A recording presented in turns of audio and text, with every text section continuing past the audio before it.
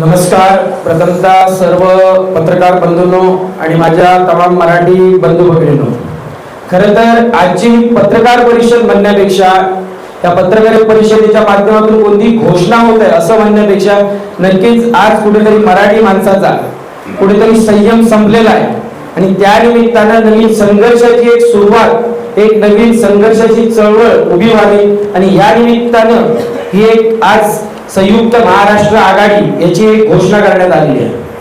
जर आपण वारंवार बघितलं तर मराठी माणसावर असेल, मराठी अस्तित्वावर असेल, मराठी भाषेवर असेल, ज्या पद्धतीने घाला घालण्याचा किंवा त्याच्या विरोधात जे काही षडयंत्र कधी प्रत्यक्ष असेल, कधी छुप्या पद्धतीने असेल, परंतु कुठे ना कुठे मराठी मातीचं, या महाराष्ट्रातलं मराठीचं अस्तित्व कमी करणं, मग ते राजकीय असेल, सामाजिक असेल किंवा आर्थिक दृष्टिकोनातून असेल, हे प्रयत्न सातत्याने होताना दिसत आहे.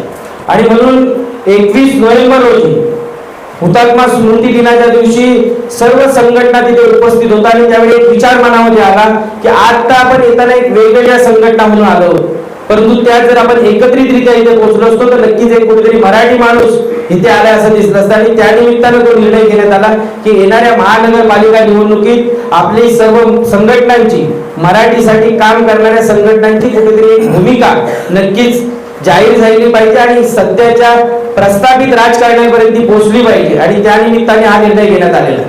खरं तर आमचा प्रश्न सोपा आहे की गेली 65 वर्ष स्वतंत्र महाराष्ट्र म्हणून आपला स्वतंत्र मराठी माणसाला मराठी भाषेच्या भाषिक प्रांतवार रचनेनुसार मिळालेले स्वतंत्र महाराष्ट्र असताना गेली 65 वर्षामध्ये सत्ता बदलल्या, सत्तेतील पक्ष बदलले, परंतु निश्चितपणाने एक गोष्ट मात्र सत्तेवर असणारी माणसं मराठीच होती. मग आज या परिस्थितीमध्ये का प्रश्न उपस्थित होत आहेत किंवा आम्हाला आमच्या मराठीसाठी, मराठी अस्तित्वासाठी संघर्ष करावा लागतोय, मराठी भाषेच्या अस्तित्वासाठी आम्हाला झगडावं लागतंय, मराठी शाळांसाठी आता आंदोलन करावी लागतात, म्हणजे आमच्याच भाषेसाठी, आमचं जे स्वतंत्र मराठी भाषिक राज्य तिथे आम्हाला जर मराठीसाठी भांडावं लागत असेल, संघर्ष करावा लागत असेल तर निश्चितपणानं जे काही प्रस्तावित राजकारणी होते यांची ही नक्कीच कुठेतरी यांची एक लाजिरवाणी गोष्ट आहे यांच्यासाठी आणि ही गोष्ट सर्वांनी मान्य केली पाहिजे आणि त्या निमित्तानं आपण कुठेतरी एकत्रित आलं पाहिजे. म्हणून सर्व आता ज्या उपस्थित आहेत आणि अन्यही मराठी संघटना निश्चितपणाने याच्यात उतरतील आणि या प्रस्तावित राजकारण्यांना कुठच्याही राजकीय पक्षाच्या विरोधातली संघटना नाही पाहिजे किंवा ही आघाडी नाही, एक स्वतंत्र विचाराची फक्त आणि फक्त मराठीसाठी ज्या पद्धतीनं मराठीचे विचार दुय्यम ठेवून, मराठी माणसाला दुय्यम स्थान देऊन राजकारण केलं जातं, फक्त सोयीचं राजकारण वापरलं जातं, सोयीच्या भूमिका वापरल्या गेल्या आजपर्यंत आणि म्हणून ही वेळ मराठी माणसावर आलेली आहे. संघर्ष करावा लागतो आपल्याच मातीत, आपल्या अस्तित्वासाठी आणि ते थांबलं गेलं पाहिजे. वारंवार विषय खूप आहेत ज्या पद्धतीनं आम्ही वारंवार, म्हणजे सर्व मराठी संघटनांचा एक मूळ मुद्दा कोणता असेल तर अधिवास कायदा, कारण ज्या कायद्यामुळे इथल्या मराठी माणसावर आज ही वेळ आली तो अधिवास कायदा आणि ती मागणी निश्चितपणाने सर्वांची आहे की 1960 पासून हा अधिवास कायदा लागू केला गेला पाहिजे, अन्यथा 15 वर्षाचा दाखला किंवा इथली स्थानिक भूमिपुत्रांची जी काय संज्ञा ती बदलली गेलेली आणि त्यांच्या हक्कावर कुठेतरी गदा आणण्याचं काम झालेलं आहे आणि निश्चितपणाने आम्ही ती मागणी ठोसपणे करतोय की 1960 पासून जो अधिवास कायदा आहे तो लागू केला गेला पाहिजे. स्वतंत्र महाराष्ट्र जेव्हापासून झाला तेव्हापासून या महाराष्ट्रात राहतो तो कोणत्याही जाती, धर्मा, पंथा, प्रांताचा असून दे, तो आमच्यासाठी मराठी आहे आणि ही संज्ञा घेऊन आम्ही पुढे मराठीची चाललेलो आहे. अन्यही विषय खूप आहेत की रोजगाराचा जर विषय आपण घेतला तर वारंवार आपण सांगितलेलं आहे की शासकीय नोकऱ्यांमध्ये जरी मराठी माणसाला प्राधान्य असलं तर सध्या शासकीय नोकऱ्यांची भरती आहे कुठे आणि स्थानिक किंवा जर खाजगी नोकऱ्यांचा विचार केला तर तिथे मात्र नक्कीच मराठी माणसाचे अधिकार मराठी नोकऱ्यांमध्ये डावलले जातात.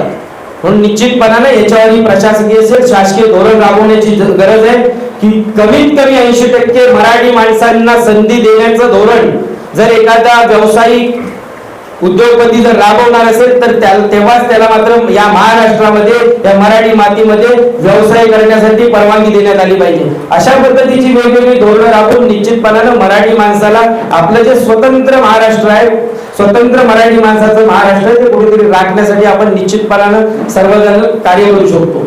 परंतु सध्याचं राजकारण बघितलं तर आता आमचे अभय यांनी सांगितलं की कशा पद्धतीनं सोयीचं राजकारण वापरून आपल्याला जेवढा मुद्दा गरजेचा आहे तो कुठेतरी फक्त वापरायचा, बाकीचं मराठीला दुय्यम कुठेतरी ठेवायचं. मराठीवर वारंवार घाले घातले जातात. आता आम्ही सर्वांनी मिळून जी काही पोस्टरबाजी केली होती ती फाडण्याचा प्रयत्न झाला. म्हणजे महाराष्ट्रामध्ये आम्ही असून सुद्धा आमच्या मराठीसाठी जर आम्ही काही करतो तर त्याला जो विरोध होतो तो कुठेतरी थांबवण्यासाठी मराठी माणसांनाही आमचं आव्हान आहे. राजकारण्यांना जर धडा शिकवायचा असेल, या प्रस्थापितांना आपल्याला कुठेतरी ठिकाणावर आणायचं असेल तर नक्कीच ह्याच्यामध्ये सगळ्यात मोठं कार्य कोण करू शकतो तर सामान्य आमचा मराठी माणूस. त्यामुळे मराठी माणसांनी या प्रत्येक गोष्टीचा विचार केला पाहिजे. कदाचित ही शेवटची संधी असू शकते मराठी माणसासाठी मराठी म्हणून एकत्र येण्याची. कालांतराने मराठी म्हणून एकत्र येऊन आपण बदल घडवू का हा प्रश्न निर्माण होऊ शकतो. त्यामुळे आता निश्चितपणानं आपण एकत्र आलं पाहिजे. 107 हुतात्मे देऊन ज्या पद्धतीने आपण मुंबई महाराष्ट्राला मिळवून दिली किंवा महाराष्ट्राला मुंबई मिळाली, परंतु आजही एक प्रश्न उपस्थित आहे की महाराष्ट्राला मुंबई मिळाली परंतु मराठी माणसाला ती मुंबई मिळाली का. आणि ती मुंबई मिळवून देण्यासाठी ह्या सर्व संघटना एकत्रित करून जितके प्रयत्न करता येतील जास्तीत जास्त प्रयत्न करता येतील. प्रयत्न करण्यापेक्षा आम्ही निश्चितपणाने सांगतो ही परिस्थिती मात्र येणाऱ्या काळात हळूहळू करणं आम्ही ती बदललेली आपल्याला सर्वांना पाहायला मिळेल. आता आमचा जसं जाईल की गिरणी कामगारांचा विषय तर निश्चितपणानं आहे की मुंबई म्हटली की पहिलं नाव कोणतं येत असेल तर गिरणी कामगारांचं. 107 हुतात्मे म्हटलं की सगळ्यात जास्त हुतात्मे कोणत्या वर्गातून झाले असतील तर ते गिरणी कामगारांचे. परंतु गिरणी कामगार हा फक्त बोलण्यापुरता राहतो. कारण मुंबई म्हटलं की मुंबईत एखादं भाषण करायचं असेल, एखादं वक्तव्य करायचं असेल तर गिरणी कामगार बोलला जातो, फक्त बोलण्यापुरता मर्यादित आहे. परंतु गिरणी कामगाराबद्दल एक जी भावना असायला पाहिजे, हृदयातून जी भावना दाखवायला पाहिजे ती दाखवली जात नाही. म्हणून गेले 20 वर्ष 2 लाख गिरणी कामगारांचा प्रश्न प्रलंबित असताना सुद्धा फक्त 15,000 गिरणी कामगारांना घरं देण्यात आलेली आहेत. खर तर ह्या इथल्या संपूर्ण राजकीय व्यवस्थेचं आणि इथल्या मराठी माणसाचंही म्हटलं तरी हरकत नाही की एक दुर्दैव आहे की आमच्या मराठी माणसांना आपल्या अधिकारासाठी, हक्काचा अधिकार घराचा आम्ही मुंबई उभी केली. मुंबईला घडवणारा गिरणी कामगार असेल किंवा मराठी माणूस असेल आणि त्याला जर आता डावललं जात असेल तरी नक्कीच दुर्दैवाची गोष्ट आहे. झोपडपट्टी पुनर्वसनाच्या माध्यमातून बाहेरील लोकांना, परप्रांतीय लोकांना, परकीय लोकांचं पुनर्वसन केलं जातं फक्त मतांची गणित बसवण्यासाठी. मोफत मध्येही काही ठिकाणी केले गेले फक्त मतांची गणित आणि मराठी माणसाला बाहेर ढकलण्याचं काम केलं जातं. गिरणी कामगारांसाठी आता शेलू वागणी सारखा पर्याय दिला गेलेला आहे. मध्ये जिल्ह्यातही पर्याय आणण्यात आला आहे. परंतु मुंबई मराठी माणसाला घडवली, गिरणी कामगारांना घडवले आणि निश्चितपणानं आजपर्यंत आम्ही गिरणी कामगार म्हणून वैयक्तिक कुठेतरी कार्य करत होतो. परंतु या सर्व मराठी संघटना आता एकत्रित येऊन गिरणी कामगारांसाठी येणाऱ्या काळात एक भव्य असा एक संघर्ष उभारेल आणि गिरणी कामगारांना आपल्या मुंबईतला अधिकार मिळवून देण्यासाठी निश्चितपणाने आम्ही सर्व या ज्या मराठी संघटना आहे मराठी गिरणी कामगार म्हणून त्याला घर मुंबईत मिळवून देण्यासाठी निश्चितपणाने आम्ही सर्वजण एकत्रित येऊन गिरणी कामगारांना घर मिळवून देण्यासाठी प्रयत्न केले जातील. परंतु वारंवार ज्या गोष्टी बोलल्या जातात की राजकारण कशासाठी, लक्षात गेलं पाहिजे की आपण एक ज्या संघ राज्यात राहतो, भारत एक संघ राज्य आहे, परंतु त्याचबरोबर भारत हे सर्वात मोठं लोकशाहीचे एक देश मानला जातो.